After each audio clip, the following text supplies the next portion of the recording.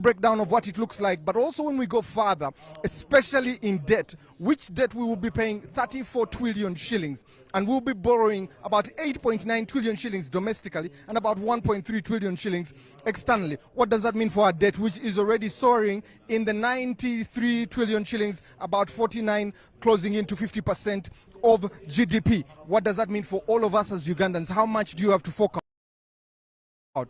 Because it shows that for every 100 shillings, 30 shillings is paid to taxes. Rollover, which is about maybe 14.4 trillion shillings. And when we go further to look at what the breakdown of some of this money looks like, it's one of the concerns that we have. Ugandans seem to be going to carry even a heavier burden of taxes as we even go on. If you look at an ordinary Ugandan, you're paying, either if you're working, you're paying payee, and you're going to pay payee and more taxes in there, which come to about 45%. You have VAT because it is trickling down from the manufacturer to the wholesaler to the retailer to you, the end consumer, which is about 18%. You pay about between 65 and 67%, leaving you with about 43 or 33% of your money as disposable or your purchase power there. What can you do with 33? Because the income is not increasing, the prices of goods are increasing. But also when you look at what we get from our markets, either tomatoes or bananas, the prices for food stuff has gone up, and lastly that we checked, it was about 23% there. So that's a budget reading we're going to be having here at Kololo, and we'll be giving you updates even as the guests come in. But from us here at Kololo, we're really grateful. My name is Timothy Nyangweso, and we hand you back to the studio.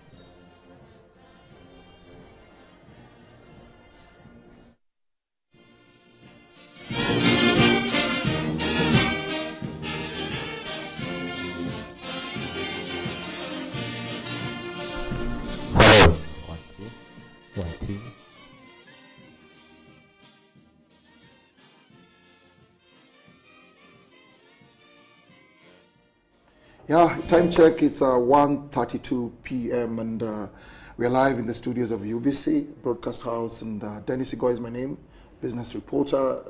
And I'm Mark Wadulo, business reporter, news anchor here. Yeah, as well, and we do have our guest, Kathy Nakawesa from Uganda Debt Network. And yeah, it is our colleague Timothy Nyangweso who is in the field, who is in Kololo. He has linked us back in the studio, and at least we had a good break for about 30 minutes. So we had enough of a break to just have our conversation. And then we have really tackled a couple of issues. And tossing it back to Mark, whatever we have talked about, budget, how much money do we have, how are we going to use this money, and definitely how does, is it a time whereby we can set goals that look so ambitious in terms of expenditure, you know? Okay, I'll say this, but perhaps I must say it more wisely, in that I think we are dilly-dallying a lot with corruption, you know? When you have a pot, or when you have a basin of water that has holes, you must first address those holes, otherwise you're not going to get the water that the volume or the capacity that basin can hold, okay?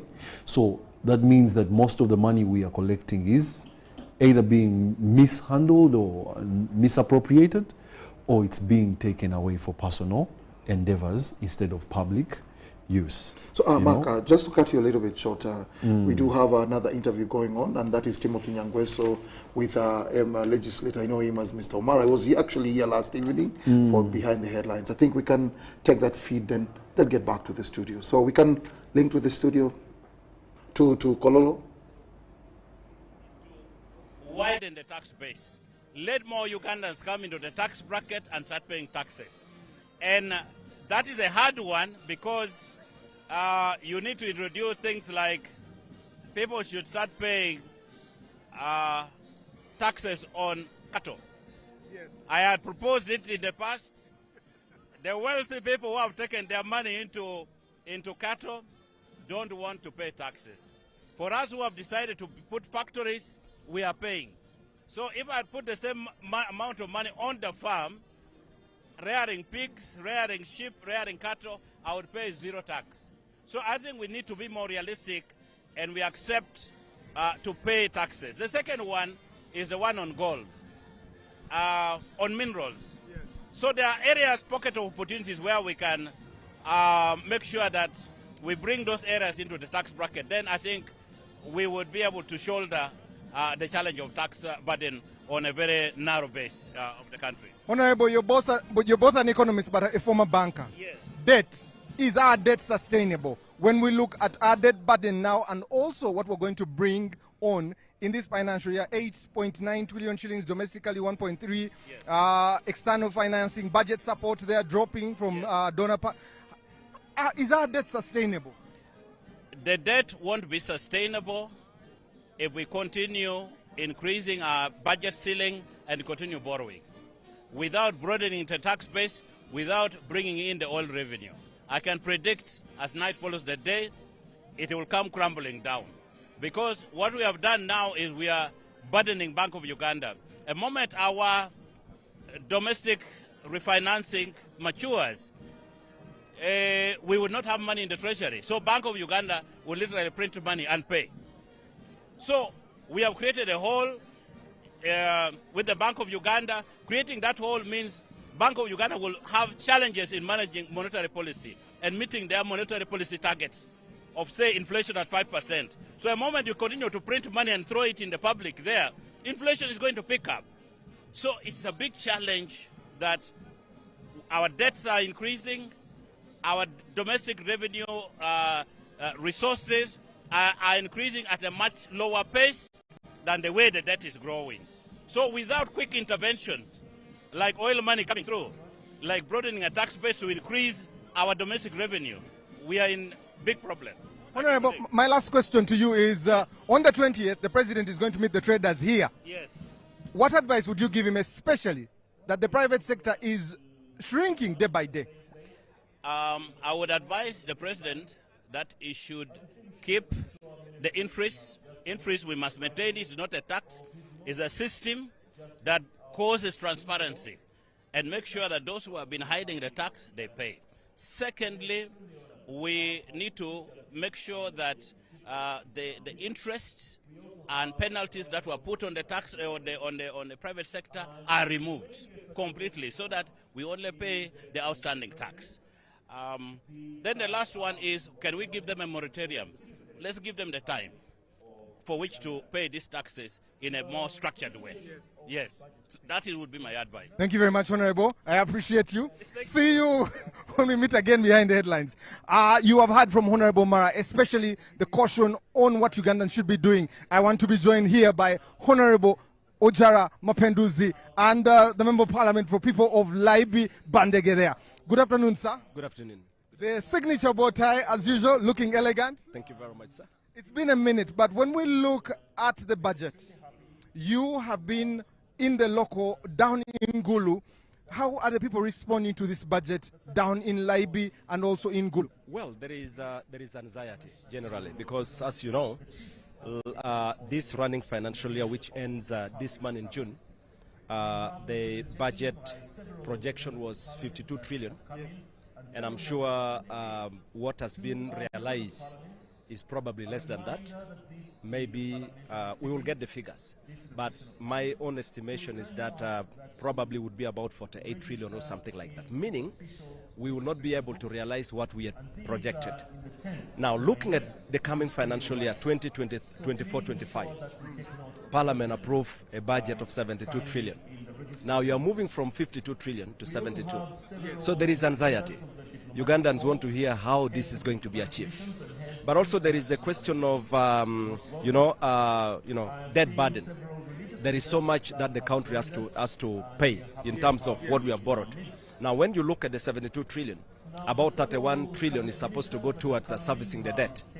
But again, we expected to borrow about 32 trillion. And so when you look at how much we are expected to borrow, removed from the 72 trillion, there is a lot of work in terms of generating the revenue required.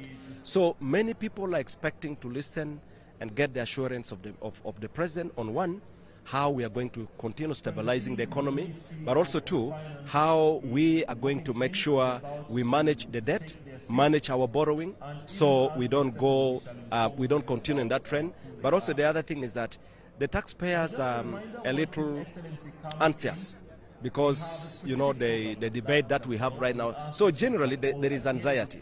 And so how are we going to make sure the 72 trillion is actually realized? That's something we would want to attentively listen to. I have been to Gulu, where you were a chairman for a while there. When I look at the infrastructure there, an impeccable job that you did with revolutionizing infrastructure, but also the business is booming because South Sudan is just there. The money put in for infrastructure, is it value for money? Will it be able to get the services closer to the people? What does that mean for infrastructure if you compare it to Gulu there? Well, there is definitely value for money, and I commend the people who are down there working, you know, in Gulu and elsewhere. Just like I work with the team in Gulu, there is a lot of effort being made, but I think there is need to do much more. There is need to do much more. I think government has given a lot of attention, has really prioritized infrastructural development, and that is good, that is commendable, because that then has direct impact on the taxpayers. But there is need to do much more. There is need to try to trim down some of these wasteful expenditures, manage corruption, and make sure we put more energy on the things that impact directly on the citizens. Yes. Will the Ugandan out there in Laibi, Bandege, will they be able to feel this budget in their pockets the way they feel the taxes come through to their pockets? Well, there are definitely different ways of feeling the impact of this budget. One, you are aware that currently government is giving the PDM, which goes to almost $1 trillion, over $1 trillion.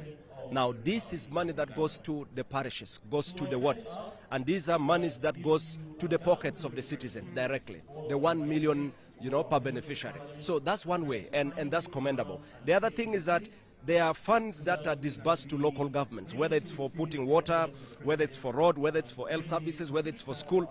The citizens get the impact that way. There are also roads that are being constructed. So there are many activities that government is implementing, and definitely that is how the citizens have to benefit. But we can still do much more. We can do better than what is being done. Yeah. Honorable Mapenduzi, thank you very much. I always appreciate your time. So you have had even his experience all the way from Gulu, and now joined by another member of parliament. Good afternoon, sir. Good afternoon. Greetings from Busia municipality. I am Macho Geoffrey. Omuhongo oliotie? Ndio. Oliotie. Ndio. So let's get to Busia.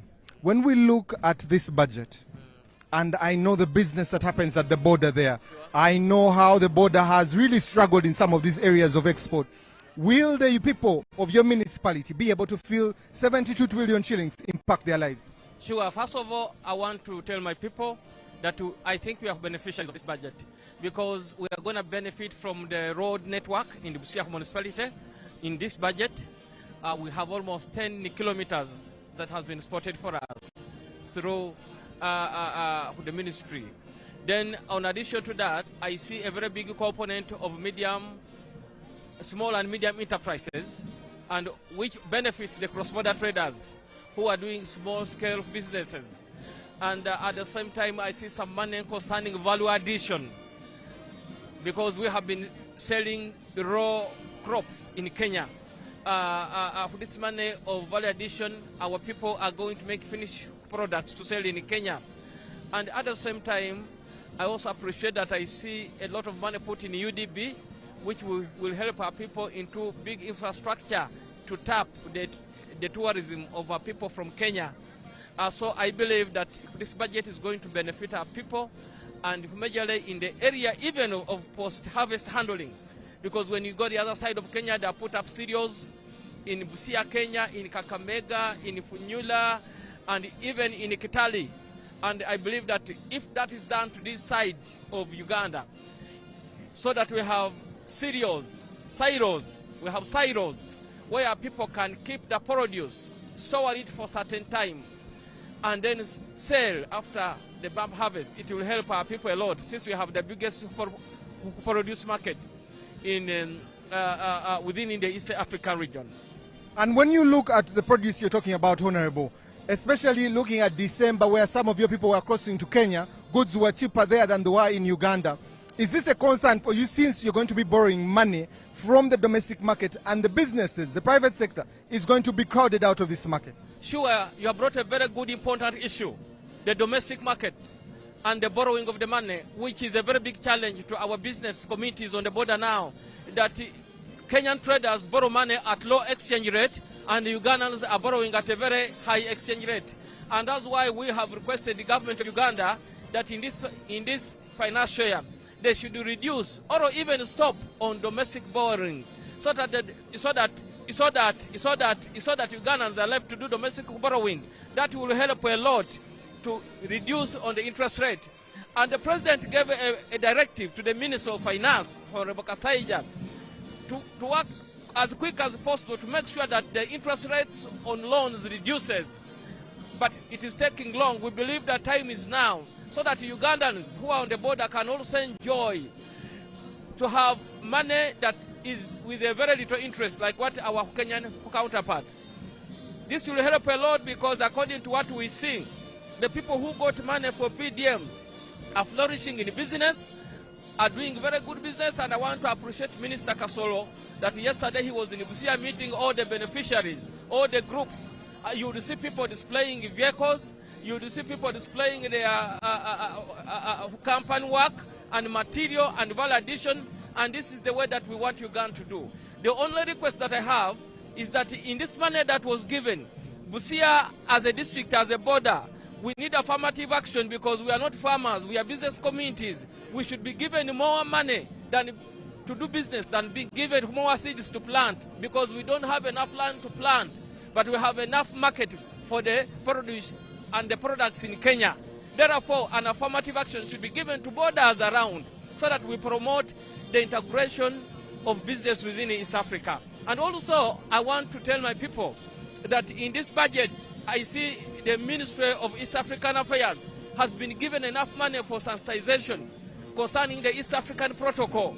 We therefore need the Minister of East African Affairs, Mama Rebecca Kadaga, to make sure that the people in Uganda, and majorly the people on borders, are sensitized about the protocols of East Africa, and to be told the importance of the East African cooperation. Because we have a bigger market, we are the same people, and when we use this opportunity, we have a lot to do as brothers and sisters within the East African region. And on this matter, I request the government of Uganda to give trade agreements made with Kenya to the people of Busia, so that we can make use of the trade agreements. We want to know what are the products that Uganda signed with Kenya to be sold in and out. This will help our people to do business on the border a lot.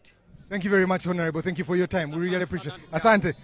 So you have heard Honorable there talking about especially what should be done for the borders. That is a very interesting point of view, to be able to look at what is happening there. That the border points should be given more money, not for produce or growing, because they do not have farmland, but to be able to deal with trade in Malaba, in Busia there. So those are some of the important points that they would like to be able to see. But we're expecting the president to be able to come around and have this discussion and even more.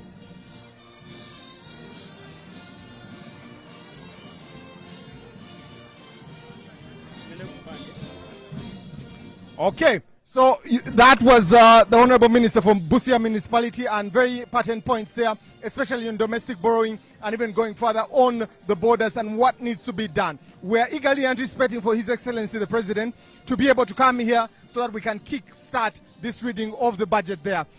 Good afternoon, sir.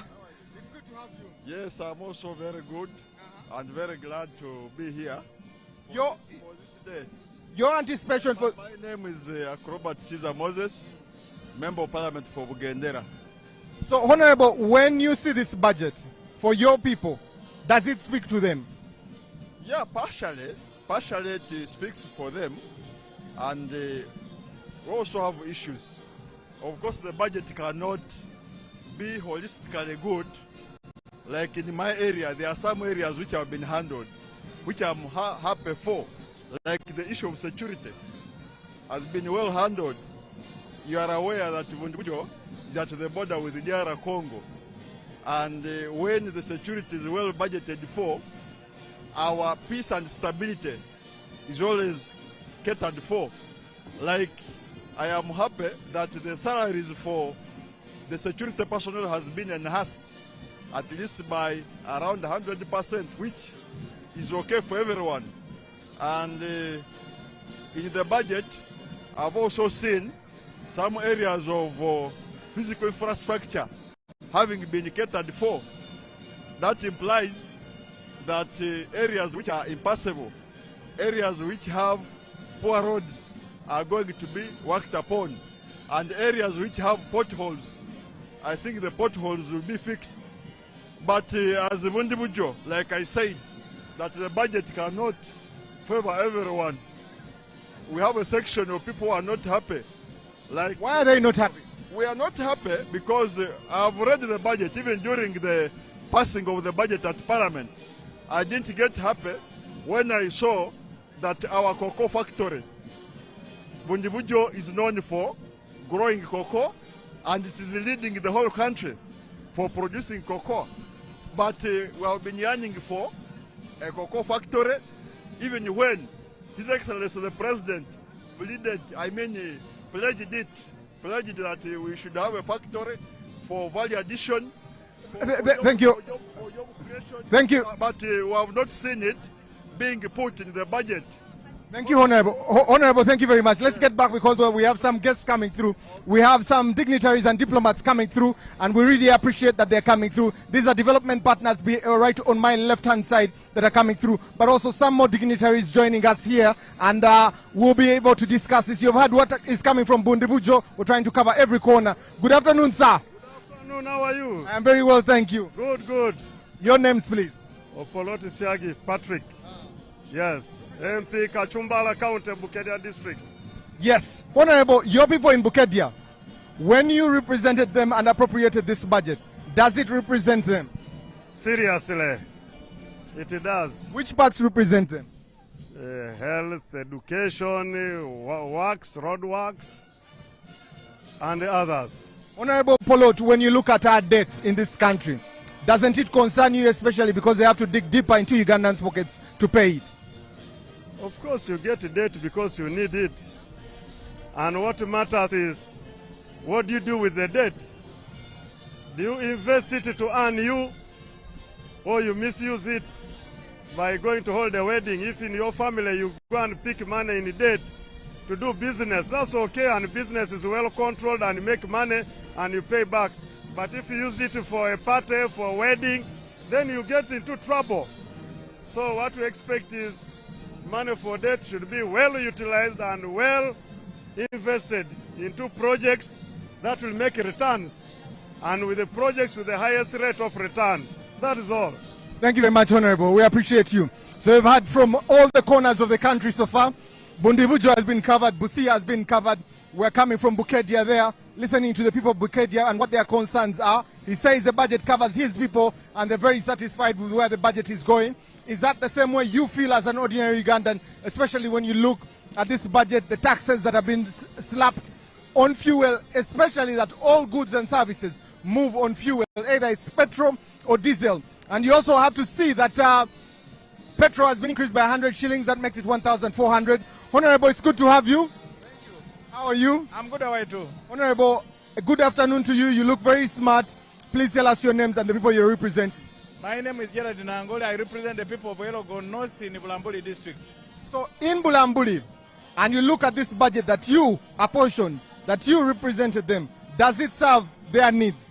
The budget is very good. It's going to serve and it's going to address the needs of the Wananchi, the local population down there, because one of them is the infrastructure, upgrading LSS centers, improving educational facilities. So it's going to address the Wananchi so that they are able to move and take their goods to the market. And when you look at PDM, how has PDM performed in your area? PDM, of course, it is to do with mindset change. It has helped people, but you know, normally, when the program is new, it is a process. People with time will cope up with it. It has challenges, its own challenges, but I want to assure it has helped because there are people who have never held 1 million, but they are now able to get 1 million and buy a cow. So it is helping people, but as a matter of fact, it is a gradual process. It will be a process for them to adjust accordingly. But since it is a program that is longer term, with the time it will improve and people will change. How has the performance been of PDM in your constituency? And also when you look at Youth Livelihood Fund, Bonabaga Gawale, what is different from them and PDM? You see, when you are working with the government, we are like children.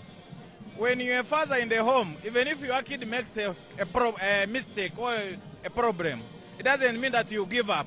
Of course, Youth Life Would came with its own challenges, Wanavagaga with its own challenges.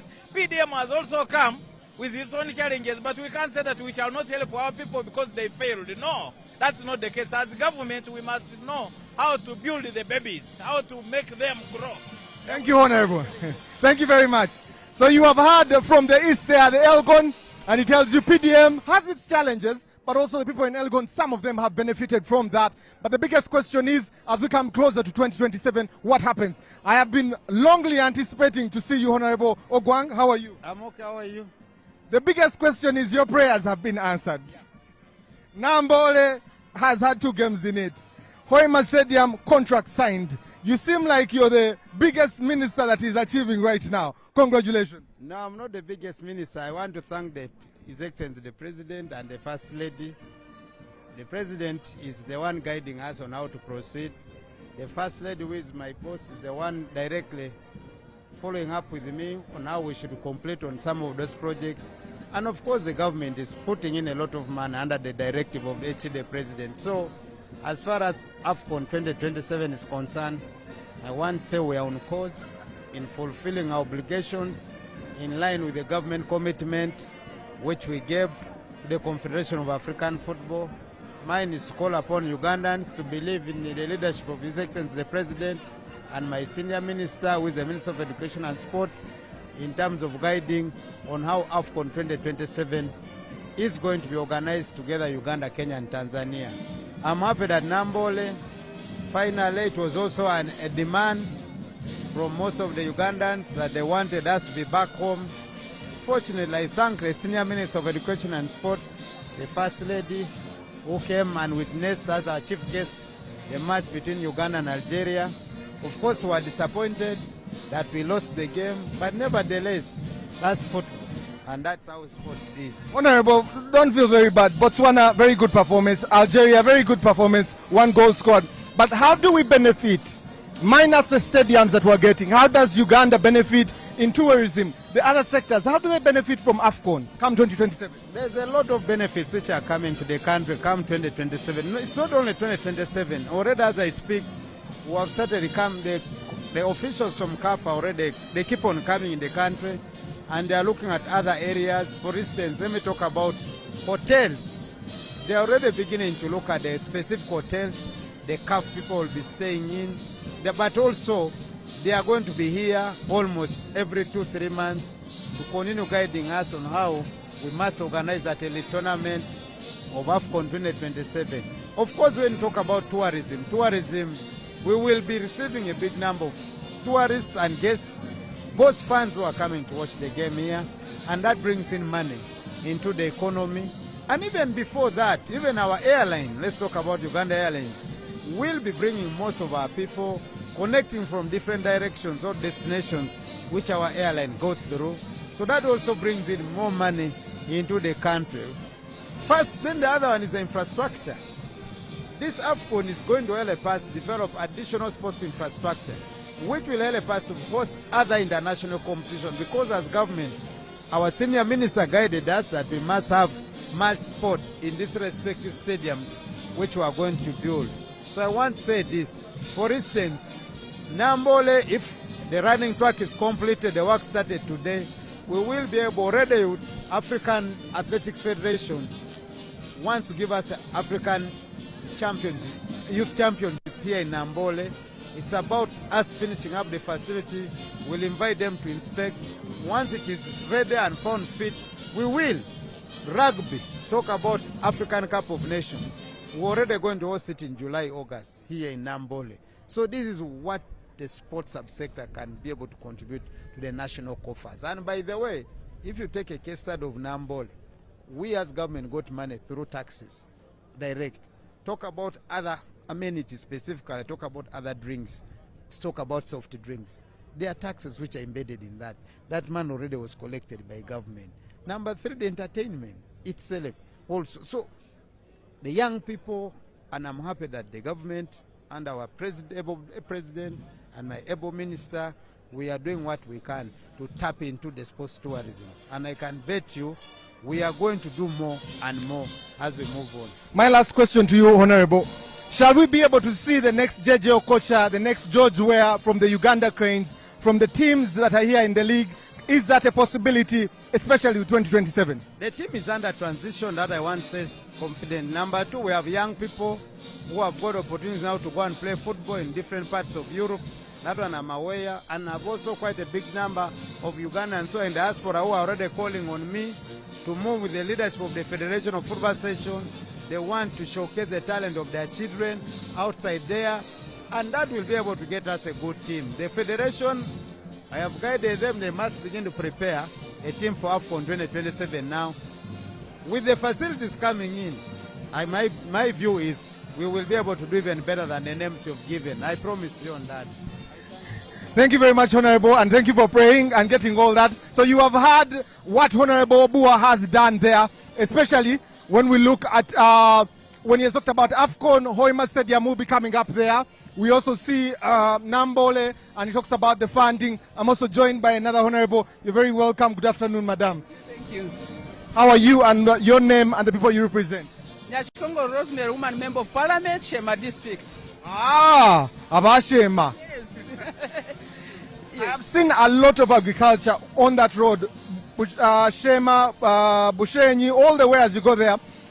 Does this budget speak to value addition of the Matoke on that road? Yeah, this budget actually speaks to it, because when you look into the budget, we have this PIPID project that has been in Bushenyi, which is going to add value to our Matoke. This year they put in some money which they want, and they think that it is going to transform the entire region in terms of value addition of the Matoke. You know, the entire of Bushenyi and Greater Ankole generally, we are a banana growing area. So putting some money in the budget to add value, it is going to help our people, first of all, to raise the price for Matoke in the area. But also, we've been also lobbying for increment, especially on issues regarding to coffee value. You know, we are also a coffee growing area, and people want to grow a lot of coffee, because now when you look at the kilo of coffee in the area, people are happy about it. So we want to encourage our people, but also they cannot do it without the hand of government in terms of quality, producing quality coffee, in terms of handling, in terms of, you know, production, and then we get into value addition. So all this, when you look at the budget, it is a little bit balancing, especially in terms of coffee and also our Matoke. But also, we've seen a lot of emphasis is put on the road network.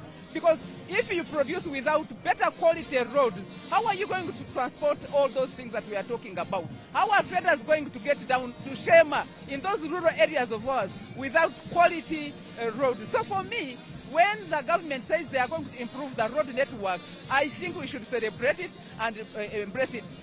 But also, you know, a lot of money is going into PDM. Before we get there, Honorable, Yes. you have spoken about road network in infrastructure. You've also spoken about value addition, but it has been hot. That whole corridor has seen climate change affect it.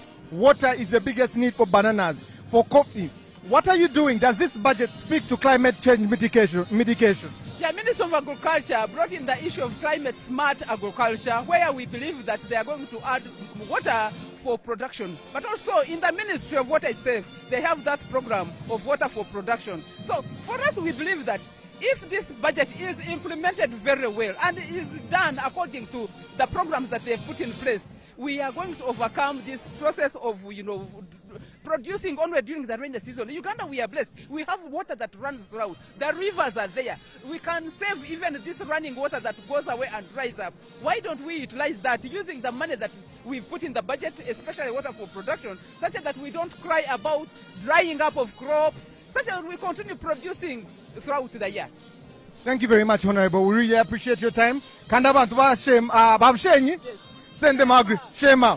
Ishaka Bushenyi. No, Shema was carved out of Bushenyi. Now, so people should not keep on saying we are from Bushenyi. Shema is an independent district and one of the districts that grows a lot of coffee and bananas. Abantu ba Shema, baturamtsize. So you have heard from Shema there. The biggest need there is water, especially for their bananas and their coffee. Value addition, especially that now they have PIBID there. They're wondering if a factory can be gotten in that area, especially to boost the economy of each district. But also, even as we turn around to be able to see what is happening inside here, you'll be able to meet different people, especially that we're getting filled with the number of people that are with us. Good afternoon, sir. Thank you. It's good to have you. Thanks so much. Honorable, your name and the people you represent. I'm called Modoi Isaac. I'm a member of parliament representing the people of Lutseshe. Lutseshe is found in Bududa, in Mbale. Yes. Yes. Honorable, does this budget speak to the people of Bududa? No, I think so, because we are looking at now value addition. We are looking at infrastructure. We're also looking at the issues of improving of the health and so on. So to us, I think this budget is very critical. The issue is to make sure that whatever we budget for goes to change the lives and the welfare of our people. So we are anxious because the issue is, the figures are there, but the question is the implementation. So that money can trickle down.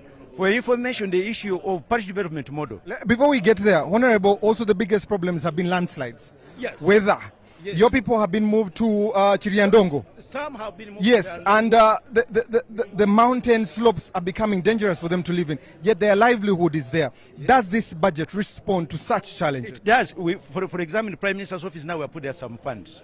And our question that the funds are there, but the question is to implement. The implementation should be the question now. And I think since we are involved this time round, I can assure people of Lutseshe that we have gone through the details of the budget, and I believe is implemented later, our people will be settled. So and when you look at agriculture, market access, how does Bududa, for all its products and produce that it has there, market access is one of the biggest challenges. How do you access a market from there? No, the problem of Bududa, we are food basket of this country. The challenge has been purely three things. One, the infrastructure. The road network is so bad, and since you have mentioned the landslide, has affected production of our people. Marketing is one of them, accessing even the medical services. The second question is the finishing the product. We grow coffee, but we literally sell coffee in its raw form. So we feel that if we can embrace the processing of the coffee into the final product, why not? We shall reap more. And that's what we are now focusing on. I'm happy in this budget, the processing part of it has been taken care of. Honorable, my last question to you. Your young people are leaving, especially at the end of the year, are leaving to move to Tanzania because the opportunity is there. Aren't you losing labor, especially for people moving across the border? Ordinarily, moving to serve, to give labor elsewhere is not a bad deal. But I think we must grapple now with the issue of employment. We should improve sectors. Agriculture is a huge sector, by the way. If we can plan well the sector of agriculture to absorb, and I'm happy the president has put what you call skilling hubs. So this will help most of our people. But to me, I believe even the labor export, if it's well organized, why not? I think it's a good idea. Honorable, the people out there are really concerned with the taxes. They are wondering and they're anxious. The people in Bududa are wondering, did you represent them well? What confidence would you give them in this budget? In this budget, what I can tell my people of Bududa is one. I think we need to address the big disease of this country is the drainage in form of leakages, misuse of funds. I think that's one. Two, if we give people services, good roads, we have Bududa Circular Road, Bududa Buchigai Road, we have been crying about that road. So if people see the services, I think payment of taxes will be easier to be done.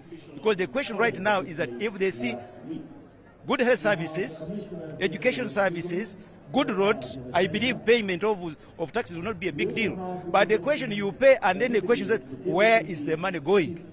So now I think that we have to go back and address the issue of service delivery. The service delivery, we as leaders must converge and see how best our people can get services, and they pay taxes, willing that's a form of accountability. Thank you very much, Honorable. I appreciate you. So you have heard from the area of Bududa there, and they're also telling you landslides, coffee. If you listen to the Arabica coffee, especially the sweetest part of the coffee, it comes from the Elgon part there. And he has said, you know what, we need value addition. We're selling coffee in its raw form. How can we get a factory there? How can we improve the livelihoods there? But also he has said a little bit more money has been added to the ministry, the Prime Minister's office, to be able to increase on the disaster preparedness there. And what more can be done to get buy-in from these people to do something about their livelihoods as they go on there. So that's where we are here in Kololo, and we're still waiting for the president to be able to start off this function, to be able to read and declare this budget of 72 trillion. As I have told you earlier, the biggest portion of this budget is going to debt, which is about 34 trillion, and only 32 trillion is going to be collected by URA. And when you look further, capitalization of Bank of Uganda is 7.8 trillion, which is clearing the debt that Bank of Uganda has done. But the greatest concern is the reserves that we have in Bank of Uganda, which can only cover us for 3 months, 3.5 months there. And the biggest question is what can happen to us as a country, especially that we have high imports going forward, high imports and less exports in raw form. We look at that. You can also see in the background the tent here is getting filled up by the people to be able to start off this function. And also in the background you can hear refreshments and different directions being given to the people here.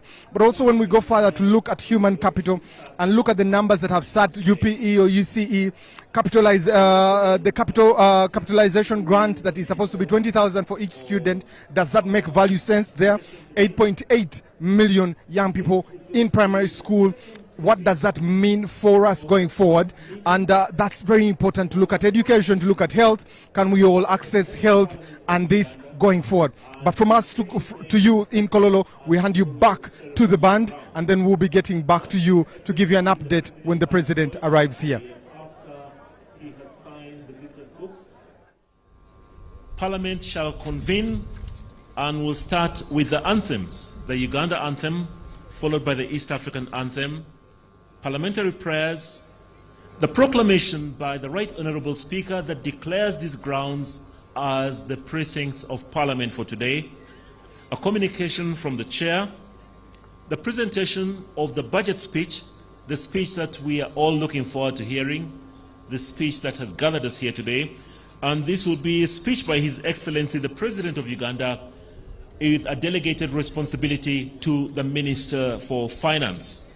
Thereafter, we shall have remarks by His Excellency the President, and will adjourn starting with anthems in reverse order, and thereafter we shall also have departures in reverse order. So I kindly ask that you take up your seats. Please take up your seats, and we await the arrival of His Excellency the President of the Republic of Uganda. I'm also happy to inform you that we have got several cultural leaders